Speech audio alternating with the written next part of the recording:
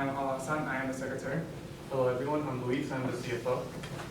I'm Eric Appleton, online marketing. I'm Alex, I'm the web designer. I'm Kendrick, I'm also a web designer. And we're here to talk to you a bit about football. Now, football is one of the most popular yet dangerous sports in America because of something called CTE. Now, CTE, also called chronic traumatic encephalopathy, is a broad term for brain trauma. It is dangerous for two simple reasons. It's not curable, and symptoms aren't immediate. A Boston University study showed that 110 out of 111 football players had some form of CTE. That's over 99%. But this doesn't have to be an issue with football if you invest in our product, the CAST sensor, which is an extension of football helmets that will tell the player when he's had enough, stopping CTE at the source. Now, CTE has been known in football for many decades. It wasn't something that just a group of 16-year-olds figured out. And there have been people who actually want to create solutions for this problem. Now, one company created a solution called the Watch Sensors. Now, their sensors are these little straps that go onto the football helmets. But the one thing is, the reviews hasn't been that great. There aren't any of it, and the company is really unknown. And another one is called the Shockbox sensors. Now, their sensors are not that accurate, the accuracy is not that great, and the signal is really poor. What makes our product unique is our product will be durable and reusable and will have a much greater signal. We will accomplish what our competitors couldn't. Something we are going to accomplish is creating an easier to use app than our competitors. As you can see, this is our login page. We have our logo. We also have a sign-in button. This is our sign-in tab, and it has a Facebook sign-in so that you can connect into our social media part of our app. So this is our homepage. As you can see, it's again our logo, and we have 5 different tabs, but we are mainly focusing on 4, which is players, team, history, and alerts. So let's go into players. Here you can see an image of your players and also their number, their name, and their position in the game. And it also gives you information about their current status. For example, as you can see on the first player, he has a red and a yellow icon. This means that he's injured and he needs middle range medical attention. And you can see the other one that he was hit, but he's still okay to keep playing. Now, if we go into our team page, this is more like a social media for the coaches to communicate with the parents during the game. So any alerts that will pop out, and his phone will go automatically into the team's page, so that parents can be worried about their children. So now let's go into our history tab. This is more of a way to keep record of all the other games that you've played, and it shows all the hits that all your players got. And now for the alert page, whenever someone gets injured, this will show up in your phone, and it will give you a specific information about what you have to do with that player. The customers that our company are trying to target are parents, PV players, and high school football players. The reason that we want to target parents is because, as you heard before, our device or our app is compatible with multiple devices, which means coaches, parents, and the users of our sensors are able to detect whether a player needs to be pulled out or not. We also want to target Pee-wee football players because we want to start out their football, well, when they start playing football, we want to keep them safe. We want to target high school players so that they can continue their football career. Unfortunately, in California, a bill has been proposed to get rid of tackle football until high school. This has caused a lot of outrage, and in response, a petition was created to get rid of the bill. The petition currently sits at 30,000 signatures. Now, for us, this shows that there is an actual huge issue in football, and that people are actually scared of the CTE thing. And that means that we actually have a product that can really help out all the players and all the parents. Because we believe that our product can really help them succeed. We don't want them to have all these issues of them losing their memory, forgetting children's names. And with us, we can really help solve this issue. So in addition to our website and app, we plan on using Instagram, Facebook, and Twitter to reach our customers and to promote our business through promotions through influencers such as Instagram, as Instagram is really known for the fact that they you can. The type of MVP that we chose was a rough cut MVP, which is a physical prototype of our product. We chose this because it will give us feedback and criticism so that we can further improve our final product. Another type of MVP that we're going to be using is Smoke Test MVP, which is a one-page website that gives detailed information about your company and it has a call to action button to sign in order to show if people is actually interested in your product. Now, let me go to our website. So you can see this is our homepage. Here we have a sign up button and we have what our company is. And as we scroll down, you can see information about our company, in our progress. You can download our demo app, and we are seeing how we're planning to open soon. And there's multiple buttons of sign up for us to know if you actually are interested in our product. And here we have some background references about CTE and also what our product is going to be accomplishing. And of course, when we more on give our prototype to other schools and districts, we're going to do some changes to the website. We want to also promote some high schools and make sure high school football is also being really big. And of course, the Rough Cut MVP, we plan on trying to make it sort of like the swimmer's cap, and we want to make sure it goes over the helmet so it's a lot easier and more compatible to use. So with this money, we plan to actually use part of it for our online marketing campaign, such as using Verified, which is basically an app where they connect you with Instagram influencers who can then promote your product on their pages. Let's say if they have maybe 2.4 million, you might get maybe around 500,000 people to buy your product, which is actually really good profit. So for our total MVP cost, it's going to be $436. This will include, as Ira said, the advertisement, as well as the web hosting, the materials of creation, the app creation, and the sensor creation. Now, sort of, there are so many ways that we plan on trying to implement our MVP. One way is we plan on talking to high school coaches and other high schools to let them know about our product and wanting to see if they actually want to invest in us and also make an agreement with us.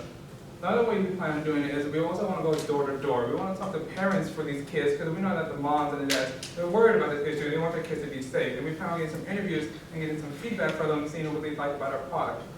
And ways that we plan on implementing it is we could also sell our product through our website. You can order online using the call to action button.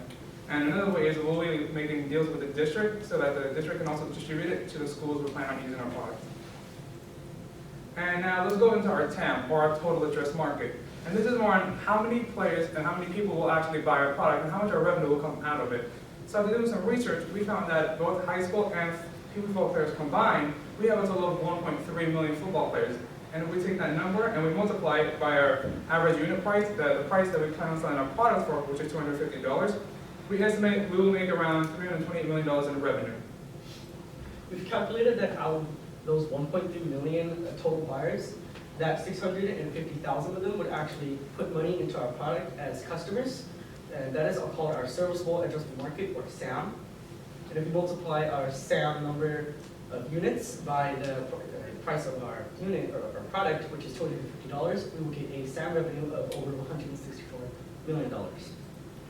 Now let's go into our market share, which is our actual goal. So we want to reach out to 1,500 people, and that will give us a revenue of $375,000. So our cost structure is basically set up to where we'd be spending $78 just to make each helmet, and with it being $192,000 just to actually start the company. In addition to this, we're going to be spending $160,000 a year on advertising, checks, and things like that. Now, our sources of income would be the product, the selling of our product for around $250 per helmet, and we're also planning on doing donations, partnerships, and investments into other companies. Our first year revenue goal would be $375,000. Our second year revenue goal will be around $393,000. Our third year revenue goal would be around $413,000. Our fourth year revenue goal is $434,000, and our fifth year would be $455,000. And this is more to show all of us how our timeline and how we're going to improve. And this would be a good way to show us if we're actually making success. This would be our way to look at our own business and to see if we need just more improvements to either the product or we can change it. And we'll be in touch with all of our customers through our social media as well. So if you invest in us, Cast Sensors, and in our product, you will be being part of joining our family. we want to make sure that all these kids who are playing Pee Wee football, who are playing high school football are safe. Because we don't want them to be 40, 50, 60 years old and they're retired from football careers and then they see their kids and they can't remember their kids' names or their grandchildren, or they have issues speaking. And those are some of the symptoms that come with CTE. So we ask you, all investors, join us. And let's make football a lot more safer for sport for all of us. Thank you for your time.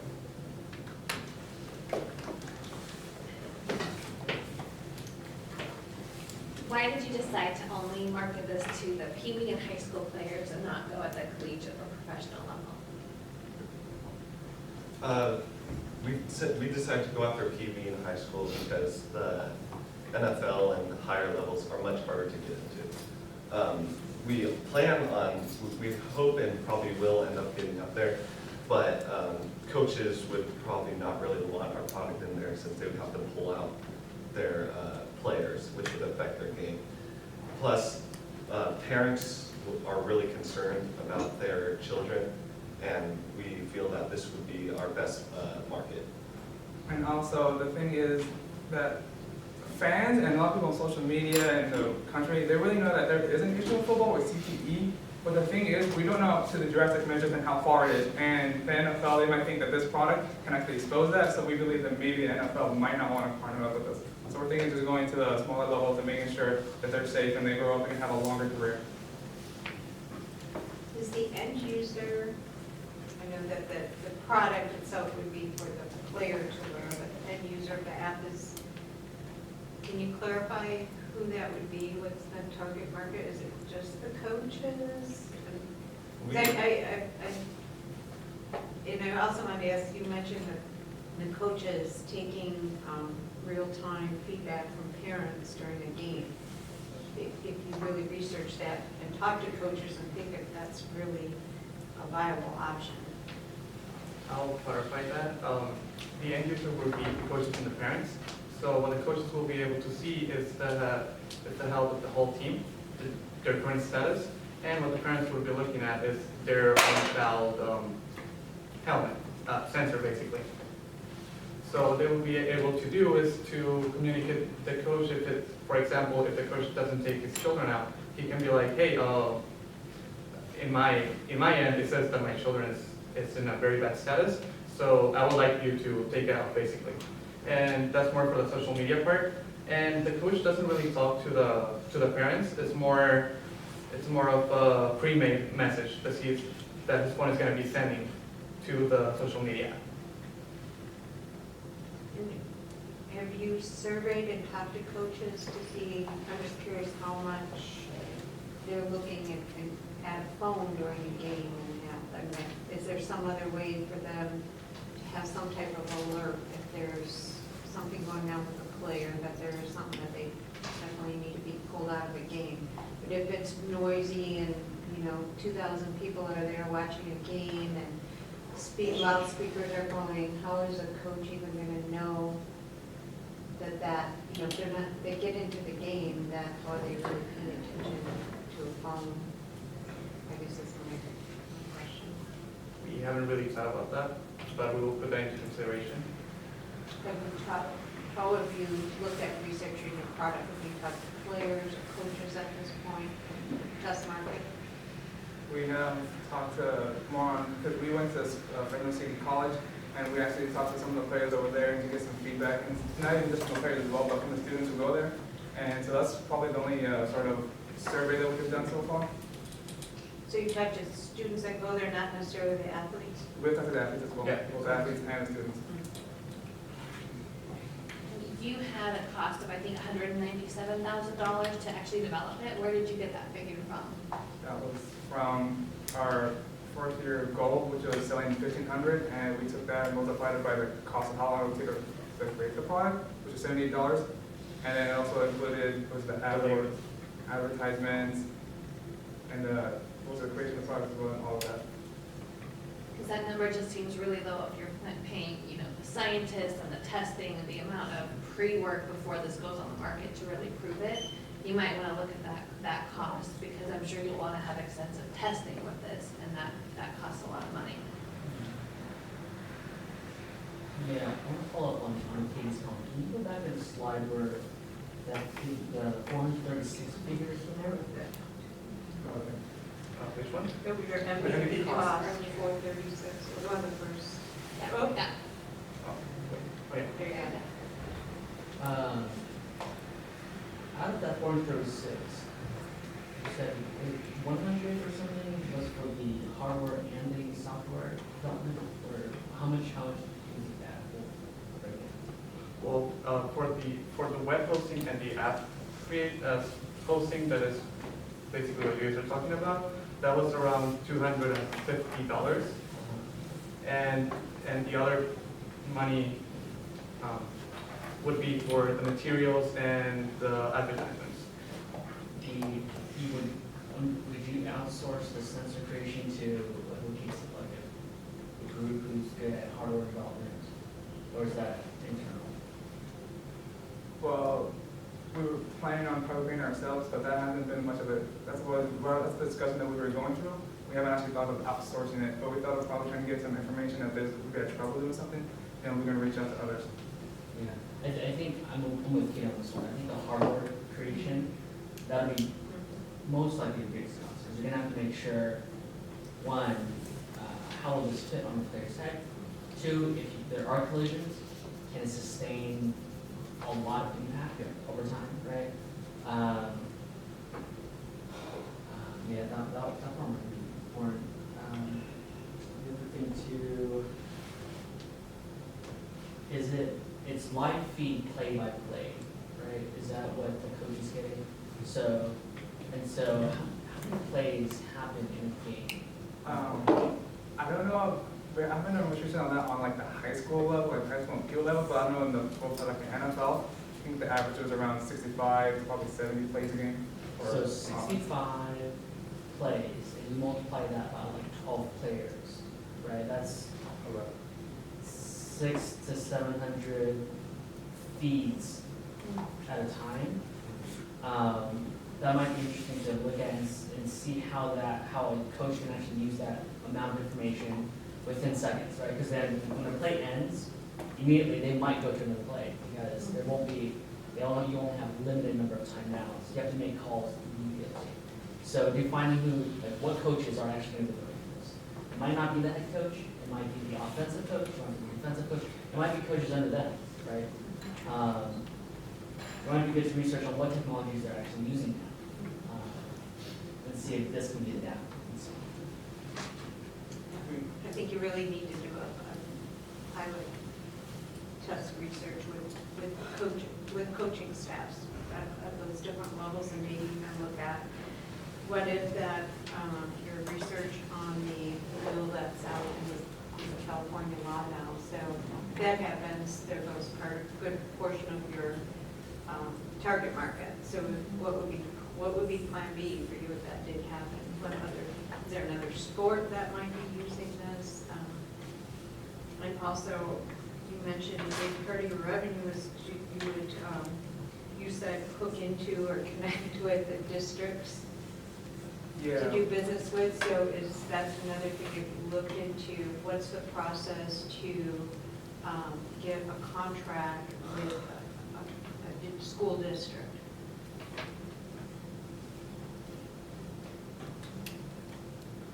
Is that something that you've researched at all yet? We haven't done much research on that, plus the bill. We actually just found out our business degree teacher, he actually let us know about that. I think it was on Tuesday? Like 3 days ago. Oh, yeah, 3 days ago, let us know about it a couple days ago, so we started doing more research on it. And so it hasn't like the